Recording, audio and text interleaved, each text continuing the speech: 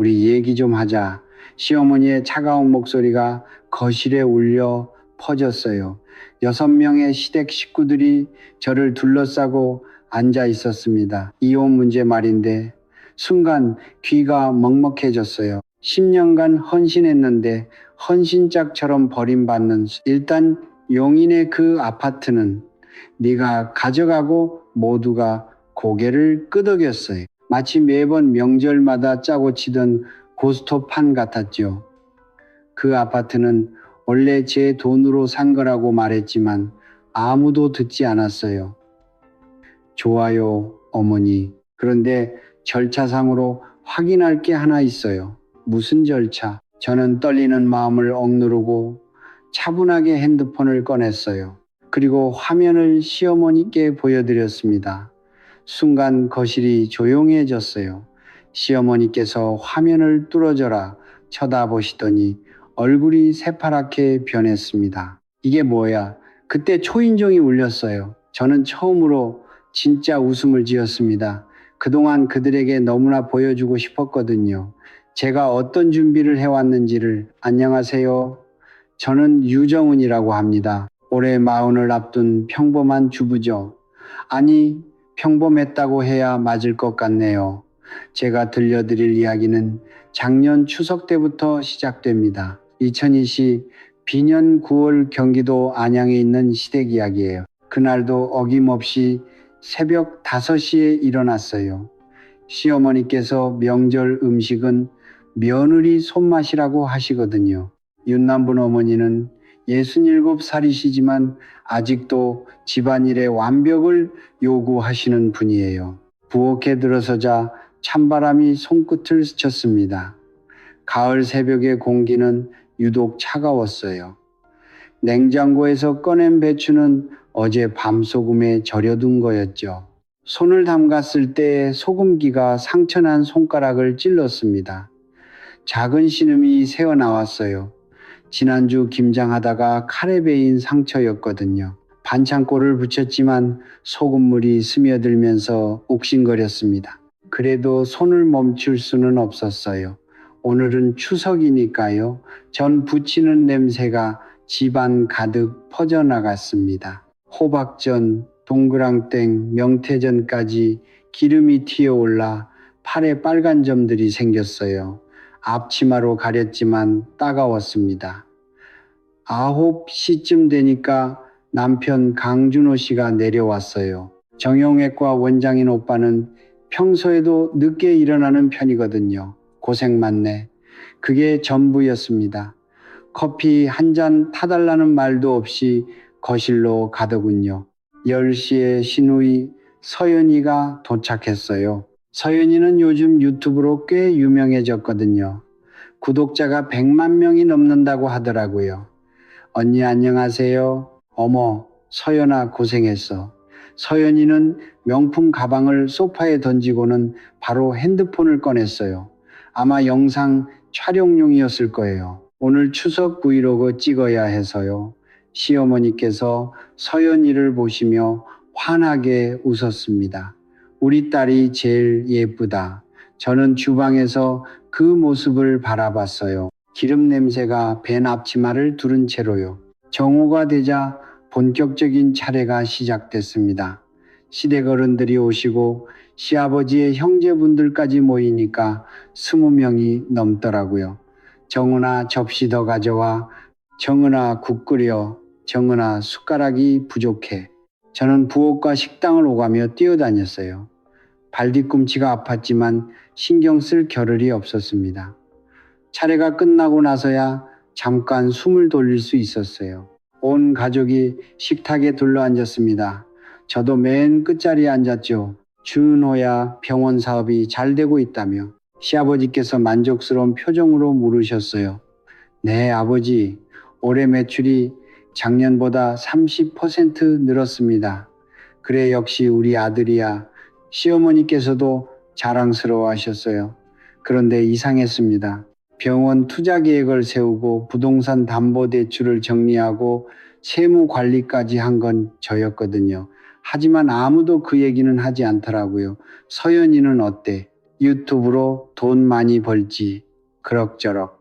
이번 달만 해도 광고 수익이 꽤 괜찮았어요. 가족들이 웃으며 박수를 쳤습니다. 화목한 풍경이었어요. 그런데 저만 그 안에 없는 것 같았습니다.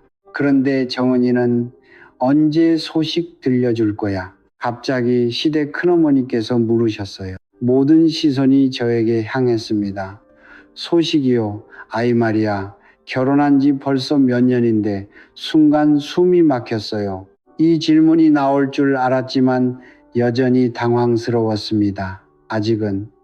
요즘 아이 안 낳는 게 유행인가? 우리 때는 안 그랬는데 시어머니께서 한숨을 쉬셨어요. 며느리가 아이를 안 낳으면 대를 어떻게 이어? 식탁이 조용해졌습니다. 모두 저를 바라보고 있었어요. 그 시선들이 따가웠습니다. 병원에서 검사는 받아봤어. 혹시 몸에 문제가 있는 건 아니고 요즘 의학이 발달해서 치료 방법이 많다던데. 질문들이 쏟아졌어요. 저는 고개만 끄덕였습니다. 할 말이 없었거든요. 준호 오빠는 아무 말도 하지 않았어요. 그저 젓가락질만 하고 있더라고요. 정은이가 노력을 더 해야지. 시어머니의 말씀에 모두가 고개를 끄덕였습니다. 그때 깨달았어요. 이 집에서 저는 아이를 낳는 도구일 뿐이라는 거요. 지난 10년간 헌신한 것도, 집안 재산을 불린 것도, 남편 병원을 성공시킨 것도 아무 의미가 없었습니다. 저는 그냥 아이 못 낳는 여자였어요. 식사가 끝나고 모두 거실로 가셨습니다. 저는 혼자 부엌에 남아 설거지를 했어요. 찬물에 손을 담그니까 상처가 더 욱신거렸습니다. 그때 문득 생각했어요. 언제까지 이렇게 살아야 할까요? 부엌 창문 너머로 가을 햇살이 비쳤어요. 따뜻해 보였지만 유리창을 사이에 두고 있어서 차가웠습니다. 마치 제 상황 같았어요. 그날 밤 저는 오랫동안 잠들지 못했습니다. 오빠는 벌써 코를 골고 있었고 저는 천장만 바라보고 있었어요. 그런데 그때는 몰랐습니다. 이틀 후에 제 인생이 완전히 바뀔 거라는 거요. 추석이 지나고 이틀 후였어요. 평소보다 일찍 들어온 준호 오빠가 제게 말했습니다. 정은아, 거실로 나와. 목소리가 평소와 달랐어요. 차갑고 건조했습니다. 저는 설거지하던 손을 닦고 거실로 나갔어요. 시어머니께서 소파에 앉아 계셨습니다. 평소보다 단정하게 옷을 차려입으신 모습이었어요. 손에는 서류 봉투를 들고 계셨죠. 앉아. 시어머니의 말씀에 저는 맞은편 의자에 앉았습니다. 오빠는 시어머니 옆에 앉더군요. 거실 분위기가 무거웠어요.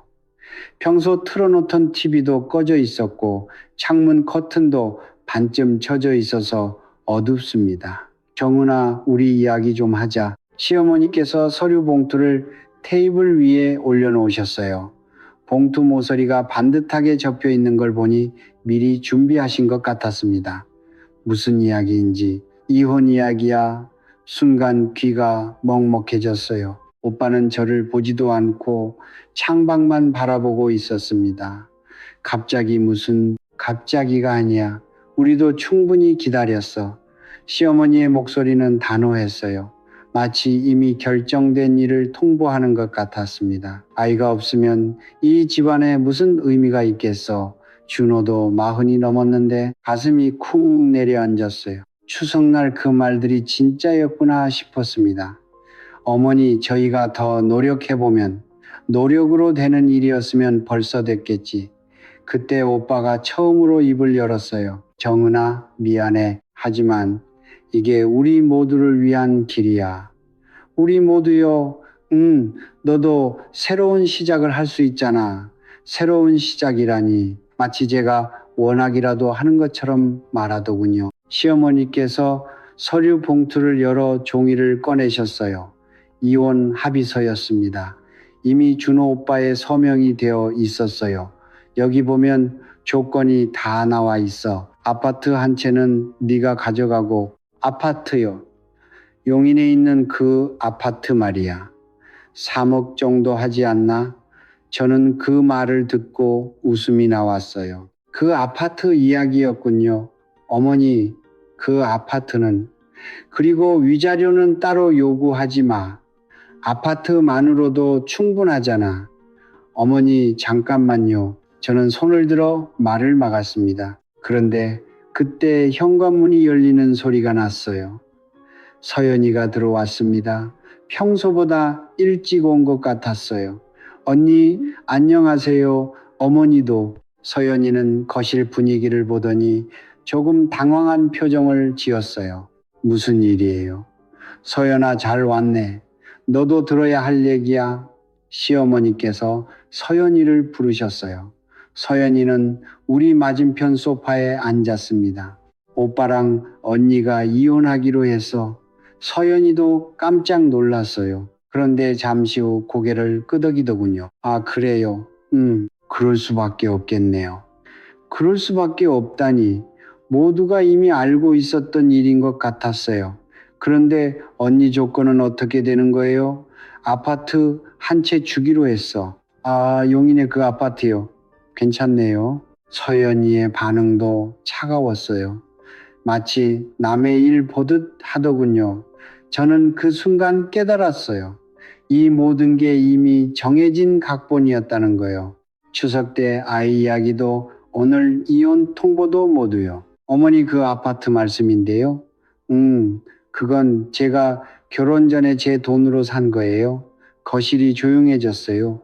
시어머니께서 눈을 깜빡이셨습니다. 뭐라고? 제가 자산운용 회사에서 일할 때 번 돈으로 샀어요. 결혼 전에요. 오빠가 처음으로 제 쪽을 돌아봤어요. 당황한 표정이었습니다. 그게 그런데 그러면 공동재산이 아니네요. 서연이가 중얼거렸어요. 시어머니께서 당황하시는 게 보였어요. 아마 그 아파트를 주면서 큰 은혜라도 베푸는 줄 아셨나 봅니다. 그럼 다른 방법이요? 저는 천천히 말했어요. 목소리가 의외로 차분했습니다. 어머니 혹시 제가 가져갈 게 없다고 생각하세요? 아니, 그게 아니라 지난 10년 동안 이 집에서 제가 한 일들 기억하세요. 시어머니께서 말씀을 못 하셨어요. 오빠도 마찬가지였습니다. 병원 투자 계획도 제가 세웠고 부동산 정리도 제가 했어요. 세무 관리도 대출 정리도 모두 제가 했죠. 그 모든 게 의미 없다는 거네요. 아이만 못 낳으면요. 제 목소리에 떨림이 있었지만 또렷했어요. 그때 서연이가 핸드폰을 보더군요. 어머니, 저 급한 일이 있어서요. 일단 들어가 볼게요. 서연이는 자리를 피했어요. 역시 복잡한 얘기는 듣기 싫었나 봅니다. 남은 건 저와 오빠 그리고 시어머니 뿐이었어요. 정은아, 우리가 너를 무시한 게 아니야. 시어머니께서 말씀하셨지만 설득력이 없었어요. 그럼 뭐예요? 그냥 서로를 위한 거야. 너도 새로운 사람 만날 수 있고. 새로운 사람이라니 저를 내쫓으면서 무슨 배려인 양 포장하고 있었어요. 오빠가 마침내 입을 열었습니다. 정은아, 사실 이미 만나는 사람이 있어. 병원에서 일하는 사람인데 집안도 좋고 집안도 좋다는 말이 핵심이었나 봅니다. 결국 돈 이야기였어요. 저는 웃었어요. 씁쓸한 웃음이었지만 웃음은 웃음이었습니다. 그렇군요. 그러면 이미 다 정해진 일이네요. 정은아, 괜찮아요? 알겠어요? 저는 일어섰어요. 더 들을 필요가 없을 것 같았거든요. 테이블 위에 이혼 합의서를 보니까 웃음이 나왔어요. 제가 가져갈 게 아파트 하나뿐이라고 적혀 있더군요. 지난 10년이 아파트 하나의 값어치였나 봅니다. 일주일만 시간을 주세요. 정리할 게 있어요. 마음도 물건도. 시어머니께서 고개를 끄덕이셨어요. 아마 제가 체념한 줄 아셨을 거예요. 그래, 그렇게 해. 저는 방으로 들어갔어요. 그리고 문을 닫았습니다. 거울을 보니까 제 얼굴이 창백해져 있었어요. 하지만 눈물은 나지 않더군요. 오히려 마음이 차분해졌어요. 이제야 모든 게 명확해진 것 같았거든요. 저는 그날 밤 책상 서랍을 열었어요. 그 안에는 오래된 파일 하나가 있었습니다. 그 파일을 보면서 생각했어요. 이제 때가 온 것 같다고요. 그 다음날 아침이었어요. 저는 평소보다 일찍 일어나서 준호 아침을 차렸습니다. 오늘은 왜 이렇게 일찍? 오빠가 의아해했어요. 어제 그런 일이 있었는데도 제가 평소처럼 행동하니까 당황스러웠나 봅니다. 그냥 습관이라서요. 저는 담담하게 대답했어요. 계란말이를 접시에 담으면서 손이 떨리지 않도록 조심했습니다. 오빠는 급하게 아침을 먹고 병원으로 갔어요. 나가면서 제 어깨를 툭 치더군요. 너무 생각하지 마. 다 잘 될 거야. 잘 될 거라니 누구에게 잘 되는 건지 궁금했지만 대답하지 않았어요. 시어머니께서는 9시쯤 시장에 나가셨어요. 평소 목요일 루틴이었죠. 정훈아, 나 시장 다녀올게. 너도 마음 정리 좀 하고. 네 어머니, 시어머니가 나가신 후 집이 조용해졌어요. 저는 거실 소파에 앉아서 가만히 있었습니다. 마치 멍하니 있는 것처럼 보이려고요. 하지만 머릿속은 복잡했어요. 해야 할 일들이 산더미 같았거든요. 10시가 되자 저는 방으로 들어갔어요. 그리고 서랍에서 오래된 수첩을 꺼냈습니다. 5년 전부터 써온 개인 수첩이었어요. 수첩을 펼치니까 빼곡하게 적힌 메모들이 보였어요. 투자 계좌번호, 변호사 연락처, 해외 자산 관리 회사 정보까지. 사실 이런 날이 올 거라는 걸 예상하고 있었거든요. 결혼 5년 차부터였나요?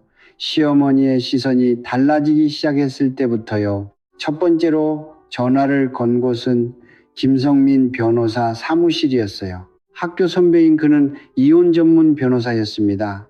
성민 오빠, 저 정훈이에요. 오, 정훈아 오랜만이네. 무슨 일이야? 상담받을 수 있을까요? 이혼 관련해서요. 전화 너머로 성민 오빠가 잠시 멈칫하는 소리가 들렸어요. 정훈아, 너 괜찮아? 네, 괜찮아요. 차분히 처리하려고 해서요. 알겠어. 내일 오후에 시간 있어? 네, 있어요. 통화를 끝내고 저는 노트북을 켰어요. 그동안 정리해둔 파일들을 확인할 시간이었습니다. 자산 현황 정리라는 폴더를 열었어요.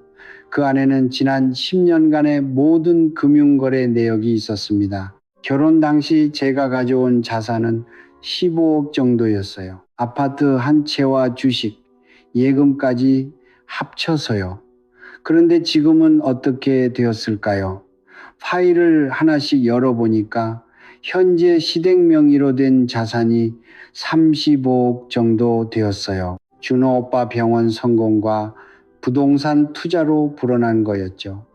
그런데 문제는 그 증가분의 대부분이 제가 운영한 결과라는 것이었어요. 투자 계획도 자산 배분도 세무 최적화도 모두 제가 했으니까요. 오후 2시쯤 시어머니께서 돌아오셨어요. 정은아, 뭐 하고 있었어? 그냥 생각 좀 하고 있었어요. 저는 노트북을 빨리 닫았어요. 시어머니께서는 제 모습을 보시더니 만족스러워 하셨습니다. 그래, 차분히 받아들이는 게 좋아. 어차피 피할 수 없는 일인데, 피할 수 없는 일이라니 마치 자연재해라도 되는 것처럼 말씀하시더군요. 어머니, 그런데 혹시 이 집 서류들 어디 있는지 알 수 있을까요? 서류는 왜? 정리하면서 확인할 게 있어서요.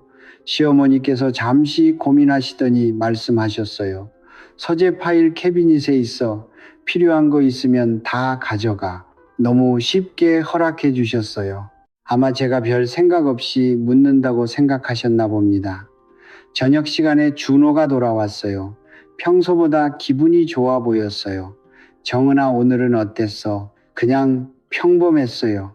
마음 정리는 좀 됐고 아직은 시간이 더 필요할 것 같아요. 오빠가 안도하는 표정을 지었어요. 제가 순순히 받아들일 거라고 생각하는 모양이었습니다. 그날 밤 오빠가 잠든 후 저는 조용히 일어났어요. 서재로 가서 파일 캐비닛을 열어봤습니다. 부동산 등기부 등본, 병원 사업자 등록, 각종 투자 계약서들이 정리되어 있었어요. 그런데 하나씩 살펴보니까 이상한 점들이 발견되었습니다. 몇몇 부동산은 시어머니와 준호 오빠 공동명의였어요. 그런데 그 부동산들의 계약금과 중도금은 제 계좌에서 나간 돈이었습니다. 또 준호 오빠 병원의 초기 투자금도 마찬가지였어요. 서류상으로는 시댁 자금인 것처럼 되어 있지만 실제로는 제 자산을 활용한 거였죠. 저는 사진으로 필요한 서류들을 찍어뒀어요. 나중에 필요할 것 같았거든요. 다음 날 오후 성민 오빠 사무실에 갔어요. 지하철 2호선 강남역에서 가까운 곳이었습니다. 정은아 많이 힘들었겠다. 성민 오빠가 따뜻하게 맞아주었어요. 괜찮아요. 오히려 후련해요. 그래, 그럼 구체적으로 어떤 상황인지 말해봐. 저는 준비해간 자료들을 꺼내 보여드렸어요. 금융거래 내역, 투자계약서, 사본, 부동산 서류들까지. 성민 오빠가 서류들을 보더니 놀라는 표정을 지었어요. 정은아, 이거 단순한 이혼이 아니네. 무슨 말씀이세요? 재산 분할이 복잡할 것 같아. 특히 네가 기여한 부분들을 증명해야 해. 증명이요.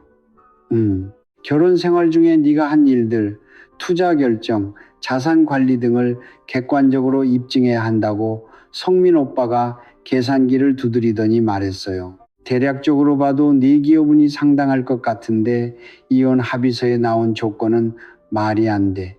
그때서야 확신이 섰어요. 제가 준비한 게 확실히 헛수고가 아니었다는 거요. 오빠, 그런데 한 가지 더 확인하고 싶은 게 있어요. 뭔데? 해외 자산 이전에 대해서요. 성민 오빠의 눈이 커졌어요. 정은아, 혹시 이미 뭔가 준비한 거야? 저는 웃었어요. 처음으로 진짜 웃음이 나왔습니다. 사실은 5년 전부터 조금씩 준비해 왔어요. 그날 밤 집에 돌아와서 저는 국제 전화를 걸었어요. 싱가포르에 있는 프라이빗 뱅킹 담당자에게요. 리사, 안녕하세요. 유정은입니다. 안녕하세요, 유님. 오랜만이네요. 다음 주에 방문할 수 있을까요? 포트폴리오 점검차요. 물론이죠. 언제가 좋으실까요? 가능하면 빨리요. 통화를 마치고 저는 창밖을 바라봤어요. 밤하늘의 별이 총총 밝혀 있었습니다. 이제 정말로 시작이었어요. 아무도 모르는 저만의 계획이요. 준호 오빠는 여전히 코를 골고 있었고 시어머니께서는 벌써 주무시고 계셨을 거예요. 모두 제가 순순히 포기할 거라고 생각하고 있었겠죠. 하지만 저는 달랐어요. 지난 10년간 배운 게 있었으니까요. 그리고 무엇보다 이제는 잃을 게 없었거든요. 그 다음 날부터 저는 완전히 다른 사람이 되었어요. 적어도 낮 시간만큼은요. 아침 7시 어머니께서 일어나실 때쯤 저는 부엌에서 눈물을 흘리고 있었습니다. 일부러 양파를 썰면서요. 정은아 울고 있어. 시어머니께서 부엌으로 오셨어요. 제 얼굴을 보시더니 만족스러워 하셨습니다. 어머니, 제가 정말 부족했나 봐요. 목소리를 일부러 떨리게 했어요. 연기였지만 의외로 쉽더군요. 마음 한편이 실제로 아팠으니까요. 그래, 이제야 정신을 차리는구나. 시어머니께서 제 어깨를 툭툭 치셨어요. 위로하는 척하는 손길이었지만 따뜻하지 않았습니다. 근데 정은아, 너무 상심하지는 마. 아지트 전자네. 어머니, 오늘 시간 되면 백화점이라도 가서 기분 전환 좀 해. 그럴까요? 그래, 쇼핑이나 하면서 마음 달래. 시어머니께서는 제가 쇼핑이나 하면서 시간을 보내길 바라시는 것 같았어요. 아마 복잡한 생각 못하게 하려는 의도였겠죠. 오후 2시쯤 저는 정말로 백화점에 갔어요. 강남역 근처 대형 백화점이었습니다. 시어머니께 말씀드린 대로요. 하지만 제가 간 건 쇼핑을 위해서가 아니었어요. 백화점 7층에 있는 VIP 라운지 때문이었습니다. 정은님, 안녕하세요. 라운지 직원이 저를 반겨주었어요. 저는 이곳 VIP 고객이었거든요. 결혼 전부터요. 조용한 곳으로 안내해 주세요. 네, 이쪽으로 오세요. 개인 룸으로 들어가서 저는 노트북을 꺼냈어요. 그리고 국제 전화를 걸었습니다. 첫 번째 통화는 싱가포르 프라이빗 뱅킹 담당자 리사에게였어요. 리사 계획대로 진행하면 될까요? 물론입니다, 유님. 이미 준비는 다 끝났고요. 얼마나 걸릴까요? 48시간 정도면 충분할 것 같습니다. 두 번째 통화는 헤지펀드 매니저에게였어요. 제가 5년 전부터 소액으로 투자해온 곳이었습니다. 정은 드디어 결정했구나.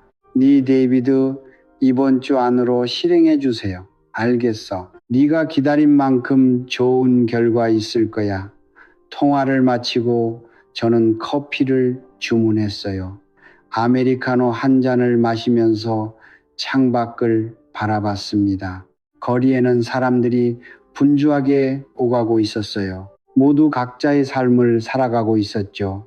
저도 이제 제 삶을 되찾을 시간이었습니다. 오후 5시쯤 집으로 돌아왔어요. 백화점 쇼핑백을 여러 개 들고서요. 물론 대부분 빈 가방이었지만 몇 개는 정말로 뭔가 샀어요.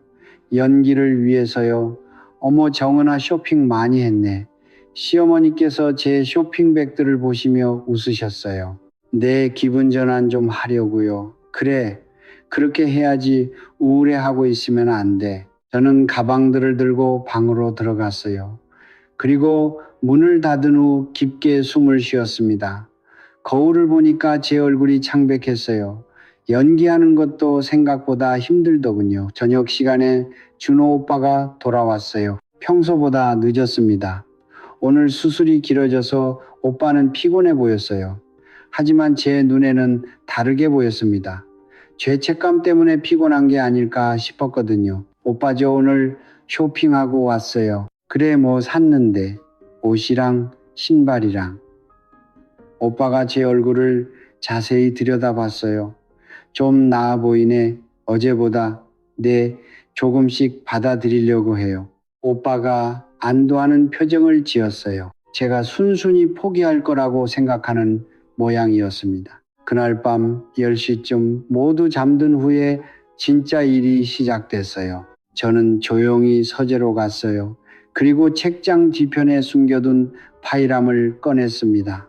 5년 전부터 준비해 온 것들이었어요. 해외의 계좌 개설 서류, 투자 포트폴리오, 자산 이전 계획서까지. 결혼 5년 차쯤부터였을까요? 시어머니의 시선이 달라지는 걸 느꼈어요. 그때부터 조금씩 준비하기 시작했죠. 매달 일정 금액을 해외로 송금했어요. 합법적인 투자 명목으로요. 시댁 자산 운영을 맡고 있었으니까 가능한 일이었습니다. 처음엔 정말 작은 금액이었어요. 월 100만 원 정도. 하지만 5년이 누적되니까 상당한 규모가 되었더군요. 노트북을 켜서 싱가포르 계좌에 접속했어요. 잔고를 확인하는 순간 저도 놀랐습니다. 12억 원이 넘어 있었어요. 원금과 투자 수익을 합쳐서요. 그런데 이것만이 아니었어요. 제가 운용해온 시댁 자산 중에서 제 기여분을 객관적으로 산출한 금액이 따로 있었거든요. 변호사 성민 오빠와 자산관리 전문가가 함께 계산한 결과였어요. 대략 18억 원 정도였습니다. 합치면 30억이 넘었어요. 시댁에서 저에게 주겠다던 아파트 가격의 10배였죠. 저는 이메일을 열어서 리사에게 메시지를 보냈어요. 내일 오전 10시에 최종 실행해 주세요. 답장은 금방 왔어요. 알겠습니다. 모든 준비 완료됐습니다. 다음으로 헤지펀드 매니저 데이비드에게도 메시지를 보냈어요. 48시간 후에 확인 연락드릴게요. 오케이, 네가 원하는 대로 될 거야. 모든 연락을 마치고 저는 파일들을 다시 정리했어요. 그리고 책장 뒤편에 숨겨뒀습니다. 시계를 보니까 새벽 2시였어요. 저는 조용히 침실로 돌아갔습니다. 오빠는 여전히 코를 골고 있었어요. 아무것도 모른 채로요. 저는 침대에 누워서 천장을 바라봤어요.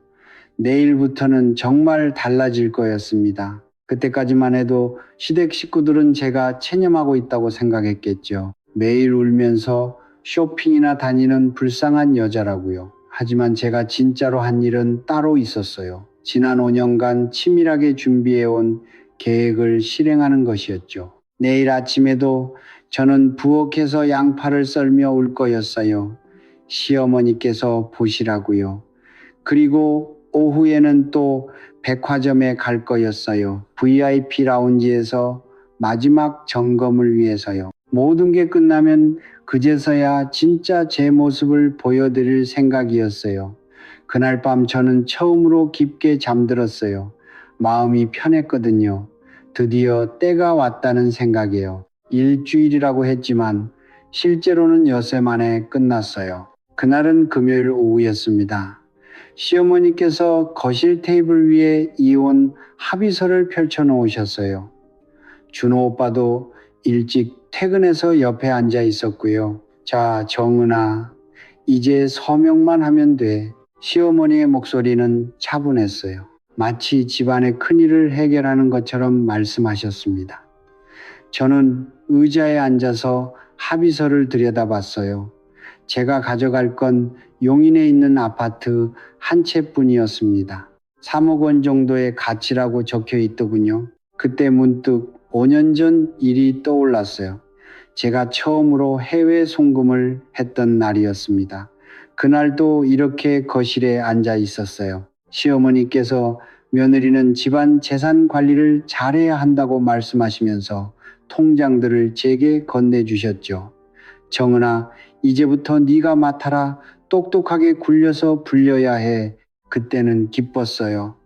인정받는다고 생각했거든요. 하지만 지금 생각해보니 그게 아니었어요.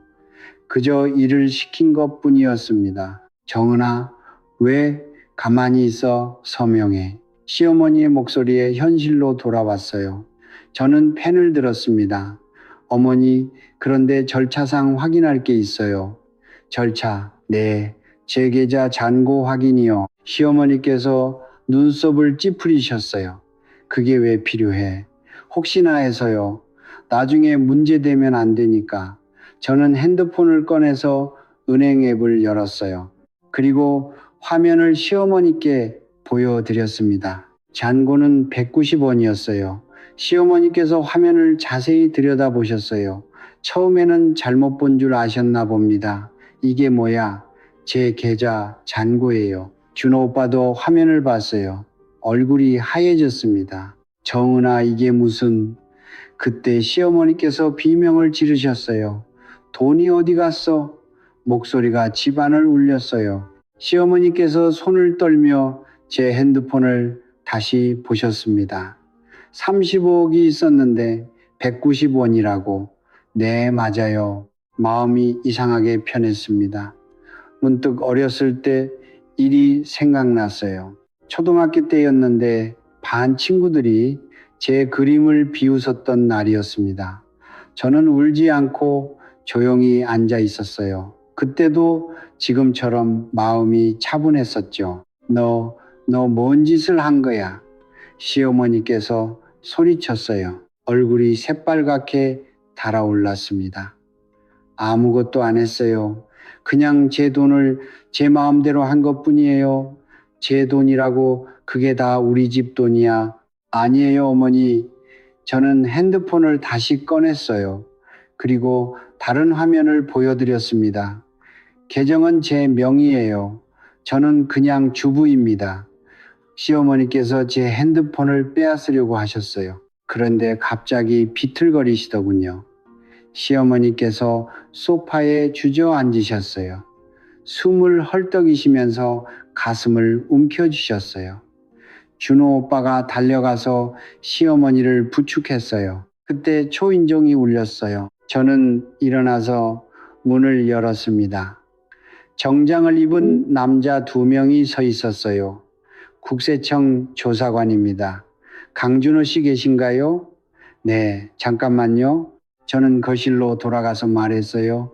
오빠 국세청에서 오셨어요. 준호 오빠의 얼굴이 더 하얘졌어요. 시어머니께서는 여전히 소파에 앉아서 숨을 몰아쉬고 계셨습니다. 조사관들이 거실로 들어왔어요. 상황을 파악하는 듯 둘러보더군요. 혹시 무슨 일이 있으셨나요? 아니에요. 별일 없어요. 저는 웃으며 대답했어요. 진짜로 기분이 좋았거든요. 5년 전 그날 밤이 떠올랐어요. 처음으로 해외 송금을 마치고 집에 돌아왔을 때였습니다. 시어머니께서 잘했다고 칭찬해 주셨었죠. 그때는 정말 기뻤었어요. 하지만 지금은 달랐어요. 이제야 진짜 제 일을 한 것 같았습니다. 강준호 씨 세무조사를 진행하겠습니다. 조사관이 준호 오빠에게 서류를 건넸어요. 저는 의자에 앉아서 그 모습을 지켜봤어요. 10년 전 결혼식 날처럼 모든 게 꿈 같았습니다. 하지만 이번엔 악몽이 아니었어요. 오히려 꿈이 이루어지는 기분이었습니다. 시어머니께서 저를 바라보셨어요. 눈에는 믿을 수 없다는 표정이 가득했습니다. 저는 조용히 웃었어요. 처음으로 진짜 웃음을 지었습니다. 2달 후 저는 서울 가정법원 조정실에 앉아 있었어요. 회색 벽면과 딱딱한 의자들이 놓인 차가운 공간이었습니다. 맞은편에는 준호 오빠와 시어머니 그리고 그들의 변호사가 앉아 있었어요. 시어머니께서는 그날 이후로 많이 쇠약해지셨더군요. 머리카락도 희끗이 끝해지셨고요. 오늘 조정을 통해 원만한 합의를 도출하시길 바랍니다. 조정위원이 말씀하셨어요. 하지만 분위기는 전혀 원만하지 않았습니다. 준호 오빠 측 변호사가 먼저 입을 열었어요. 피신청인 유정은 씨가 혼인관계 중 취득한 재산을 은닉하고 횡령했습니다. 횡령이라고요? 성민 오빠가 반박했어요. 내 총 30억 원 상당의 자산을 무단으로 해외로 빼돌렸습니다. 상대방 변호사가 서류를 내밀었어요. 국세청 자료였습니다. 저는 그 서류를 보면서 웃음이 났어요. 정말 치밀하게 조사했더군요. 조정위원님, 저희 측에서도 자료를 제출하겠습니다. 성민 오빠가 가방에서 두꺼운 파일을 꺼냈어요. 첫 번째는 결혼 전 재자산 증명서였어요. 15억 원의 초기 자산을 명확하게 보여주는 자료였죠. 유정은 씨는 결혼 당시 이미 상당한 자산을 보유하고 계셨습니다. 두 번째는 투자 포트폴리오였어요. 지난 10년간 제가 운용한 모든 자산의 수익률과 기여도가 표로 정리되어 있었습니다. 혼인 기간 중 자산 증가의 85%는 유정은 씨의 투자 판단에 따른 것입니다. 세 번째는 녹취 파일이었어요. 이건 뭔가요? 상대방 변호사가 당황했어요. 시어머니께서 며느리에게 하신 말씀들입니다. 성민 오빠가 노트북을 열어서 재생 버튼을 눌렀어요. 시어머니의 목소리가 조정실에 울려 퍼졌습니다. 정은아, 네가 맡아라. 똑똑하게 굴려서 불려야 해. 며느리 역할이 뭔 줄 알아. 집안 재산 관리하는 거야. 아이 못 낳으면 이 집에서 무슨 의미가 있겠어. 시어머니의 얼굴이 하얗게 질렸어요. 준호 오빠도 마찬가지였습니다. 이건 언제 녹음한 거예요? 시어머니께서 떨리는 목소리로 물으셨어요. 지난 3년간입니다. 저는 차분하게 대답했어요. 네 번째는 업무 일지였어요. 제가 매일 기록해온 자산 관리 업무들이었습니다. 투자 결정, 포트폴리오 조정, 세무계획, 부동산 관리까지 모든 게 상세하게 적혀 있었어요. 이 모든 업무를 수행하신 거죠. 조정위원이 물어보셨어요. 네, 그렇습니다. 다섯 번째는 감정평가서였어요. 전문 기관에서 제 기여도를 객관적으로 평가한 자료였습니다. 유정은 씨의 기여 가치는 총 18억 원으로 산정됩니다. 성민 오빠가 설명했어요.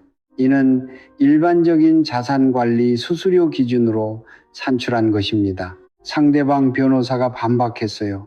하지만 혼인 관계에서 상호 기여는 당연한 것 아닙니까?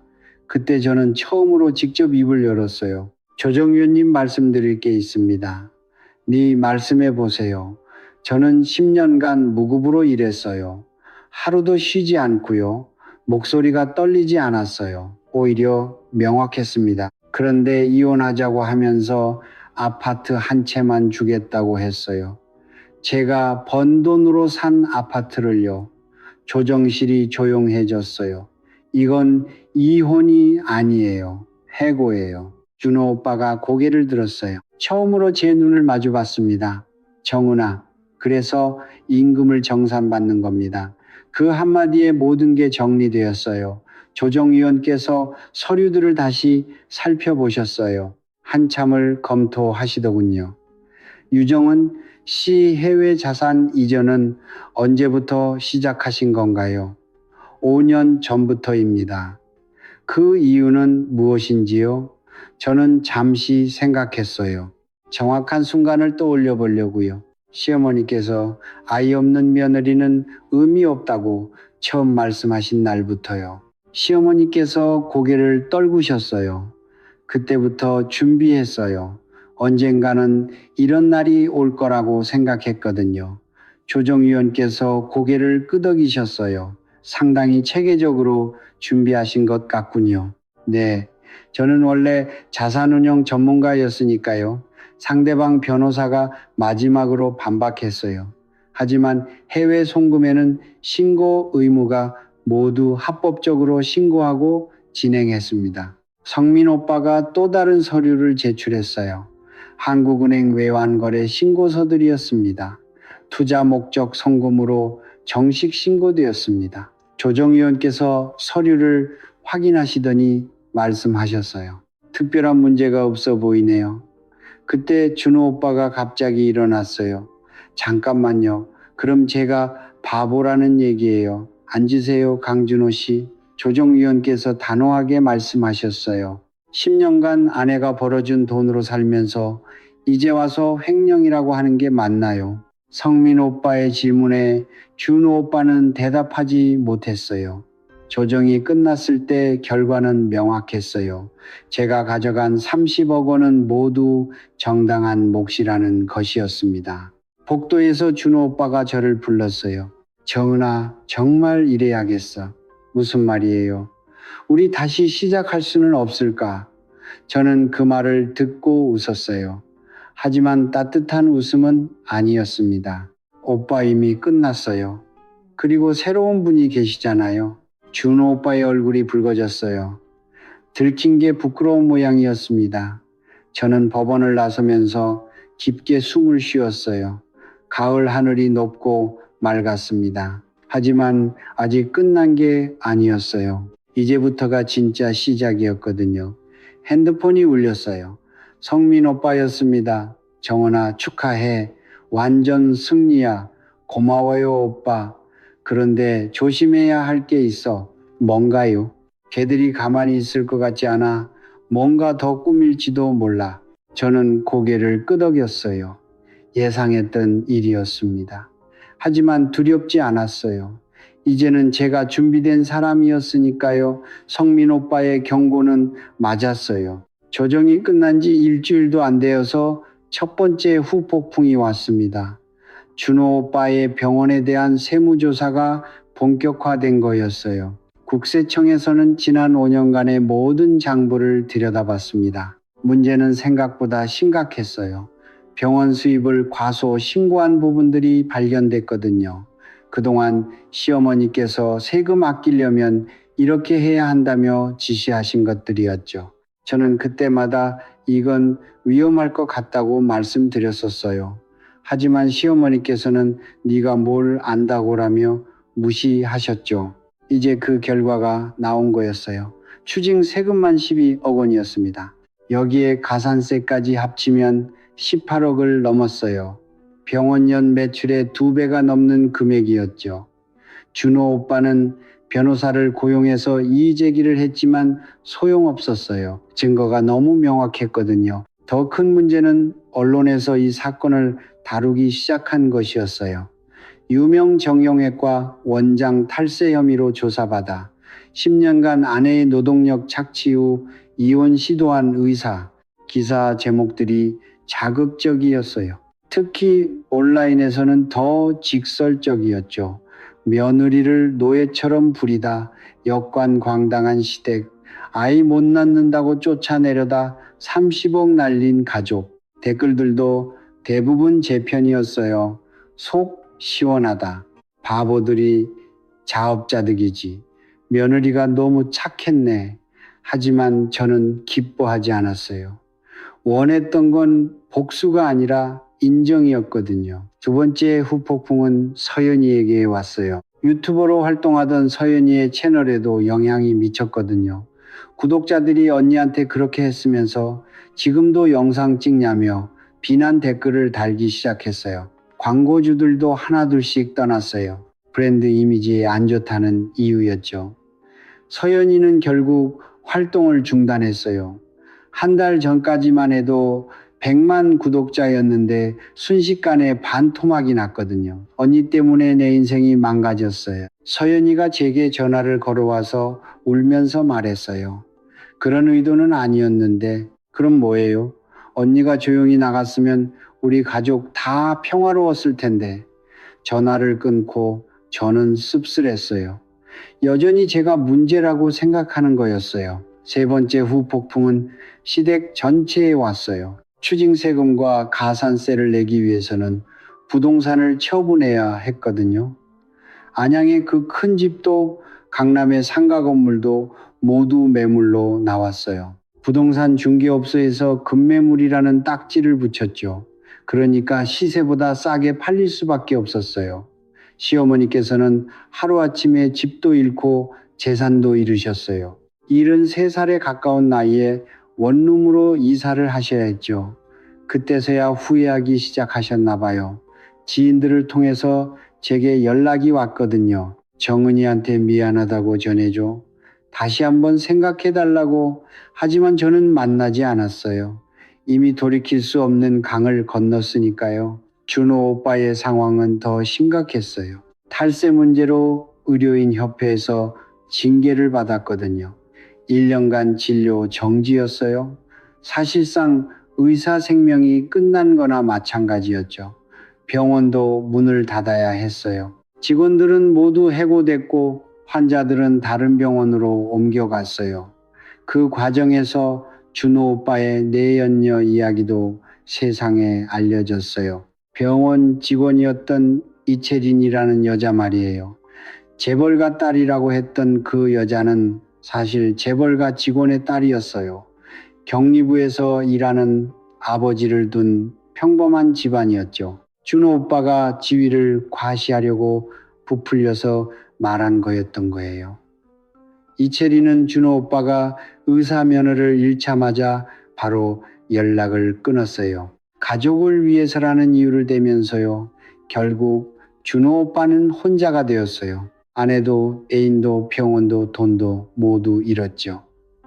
한 달 후 우연히 준호 오빠를 만났어요. 서울역 근처 카페에서였습니다.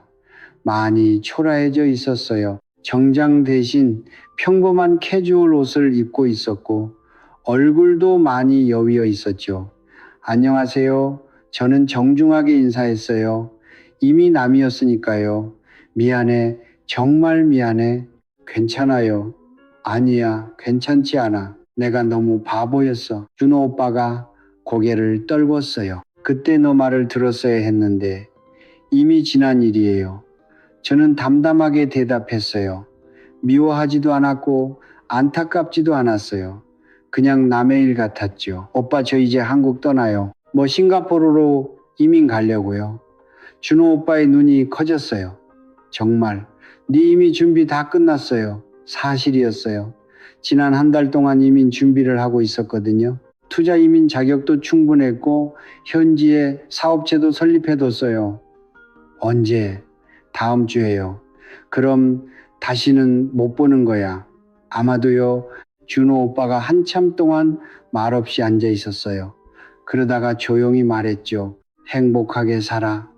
내 오빠도요. 카페를 나서면서 뒤돌아보지 않았어요. 정말로 끝이었으니까요. 집으로 돌아가는 길에 성민 오빠에게서 전화가 왔어요. 정은아, 신문 봤어. 무슨 신문이요? 시댁 식구들 기사 나왔어. 서로 원망하면서 살고 있다네. 기사를 찾아보니까 정말이었어요. 시어머니는 며느리만 믿고 아들 말을 안 들었다고 하셨고, 준호는 어머니가 무리하게 세금 회피를 시켰다고 했어요. 서연이는 가족들이 다 이기적이었다며 연락을 끊었다고 하더군요. 결국 아무도 자신의 잘못을 인정하지 않았어요. 모두 남탓만 하고 있었죠. 저는 그 기사를 읽고 안도했어요. 정말 제대로 된 선택을 한 것 같았거든요. 그날 밤 짐을 정리하면서 생각했어요. 이제 진짜 새로운 시작이구나 하고요. 창밖으로 서울의 야경이 보였어요. 10년간 살았던 이 도시와도 작별할 시간이었습니다. 하지만 아쉽지 않았어요. 오히려 설레었죠. 드디어 제가 원하는 삶을 살 수 있게 됐으니까요. 1년 후 저는 싱가포르 마리나 베이 지역의 오피스 타워 32층에 앉아 있었어요. 창밖으로는 석양이 수채화처럼 번져가고 있었습니다. 주황빛 하늘이 유리창에 반사되어 사무실 전체가 따뜻한 빛으로 물들었어요. 제 이름이 새겨진 명판이 책상 위에 놓여 있었어요. 유 매니징이라고 적혀 있었죠. 한국 이름 정원 대신 영어 이름 줄리아를 쓰기 시작했거든요. 에버브리지 캐피탈이라는 제 회사였어요. 이혼이나 별거로 어려움을 겪는 여성들의 자산을 보호하고 관리해주는 전문 회사였습니다. 그날도 마지막 고객 상담이 끝난 참이었어요. 줄리아님, 정말 감사해요. 40대 중반의 한국인 여성이었어요. 남편의 사업 실패로 재산을 모두 잃을 뻔했던 분이었죠. 천만에요. 김님, 당연한 일을 한 것뿐이에요. 저는 웃으며 인사했어요. 6개월간 함께 작업한 결과 그분의 숨겨둔 자산 8억 원을 안전하게 보호할 수 있었거든요. 덕분에 아이들 교육비 걱정 안 해도 돼요. 다행이에요. 그분이 나간 후 저는 의자에 기대어 앉았어요. 1년 전 제 모습과 너무 닮아 있어서 마음이 아팠거든요. 남편이 바람을 피우고 시댁에서는 당신 잘못이라며 몰아세우고 재산마저 빼앗기려 했던 상황까지 거의 똑같았어요. 다른 점이 있다면 그분은 미리 도움을 요청했다는 거였죠. 저처럼 혼자서 모든 걸 감당하려 하지 않았어요. 문득 스마트폰에 도착한 메시지가 눈에 들어왔어요. 성민 오빠에게서 온 것이었습니다. 정은아, 한국 뉴스 봤어. 준호 다시 결혼한다네. 이번엔 정말 재벌가 딸이래. 저는 웃음이 났어요. 여전히 그런 식으로 살고 있구나 싶었죠. 답장은 하지 않았어요. 더 이상 관심이 없었거든요. 대신 사무실 베란다로 나갔어요. 32층 높이에서 보는 싱가포르의 야경은 정말 멋있었습니다. 마리나 베이샌즈 호텔의 인피니티 풀이 하늘 위에 떠 있는 것처럼 보였어요. 그 아래로는 수많은 불빛들이 반짝이고 있었죠. 1년 전만 해도 상상할 수 없던 풍경이었어요. 핸드폰이 울렸어요. 새로운 고객이었습니다. 안녕하세요. 에버브리지 캐피탈입니다. 줄리아님이세요. 친구 소개로 연락드려요. 네, 어떤 도움이 필요하신지요? 남편이 이혼하자고 하는데 재산을 하나도 주지 않겠다고 해요. 또 다른 저의 이야기였어요. 이런 전화를 받을 때마다 마음이 아팠지만 동시에 보람도 느꼈어요. 내일 오전에 시간 되세요. 직접 만나서 상담해 드릴게요. 정말요, 감사합니다. 통화를 끝내고 저는 베란다에서 석양을 바라봤어요. 하늘이 점점 어두워지고 있었습니다. 1년 전 서울에서 바라본 하늘과는 완전히 달랐어요. 그때는 막막하고 답답했는데 지금은 희망적이었거든요. 사무실로 돌아가서 오늘 업무를 정리했어요. 내일 만날 고객을 위한 자료도 미리 준비해뒀죠. 7시가 되자 직원들이 하나둘씩 퇴근했어요. 줄리아 먼저 갈게요. 네, 수고하셨어요. 혼자 남은 사무실에서 저는 마지막 서류를 정리했어요. 오늘도 3명의 여성을 도울 수 있었던 하루였습니다. 저녁 8시 마리나 베이 샌즈 호텔 옥상 바에 올라갔어요. 이곳은 제가 가장 좋아하는 장소였거든요. 바텐더가 제게 익숙하게 인사했어요. 줄리아, 오늘도 샴페인. 내일 평소처럼요. 샴페인 잔을 받아들고 난간에 기댔어요. 아래로는 싱가포르의 모든 불빛이 한눈에 들어왔습니다. 1년 전 제가 잃었다고 생각했던 모든 것들이 떠올랐어요. 남편, 시댁, 안정된 생활, 한국에서의 인맥까지. 하지만 지금 생각해 보니까 잃은 게 아니었어요. 버린 거였죠. 제가 원하지 않는 것들을요. 대신 얻은 것들이 훨씬 많았어요. 자유, 자존감, 진짜 재산, 그리고 저처럼 힘든 사람들을 도울 수 있는 능력까지. 샴페인을 천천히 마시면서 생각했어요. 앞으로도 이런 삶을 계속 살고 싶다고요. 바람이 부드럽게 머리카락을 스쳤어요. 따뜻하고 촉촉한 열대의 바람이었습니다. 샴페인 잔을 하늘에 들어 올렸어요. 마치 누군가에게 건배하는 것처럼요. 이건 내 인생을 위한 첫 잔이야. 작은 목소리로 혼잣말을 했어요. 하지만 마음속으로는 크게 외쳤죠. 그날 밤 집으로 돌아가는 택시 안에서 저는 창밖을 바라봤어요. 싱가포르의 밤은 여전히 아름다웠습니다. 내일도 누군가의 새로운 시작을 도와줄 수 있을 거였어요. 저처럼 어둠 속에서 길을 찾고 있는 사람들을요. 그리고 언젠가는 그들도 저처럼 루프탑 바에서 샴페인을 들며 말할 수 있을 거였어요. 이제 진짜 내 인생이야. 그렇게 제 이야기는 끝이 났어요. 아니, 새로운 시작이었죠. 여러분, 때로는 우리가 가장 소중히 여기던 관계에서 상처받을 때가 있어요. 하지만 그 순간이 끝이 아니라 새로운 시작의 신호일 수도 있답니다. 정은이처럼 미리 준비하고 자신의 가치를 지키는 용기, 그리고 진짜 행복을 선택하는 힘이 우리 모두에게 있어요.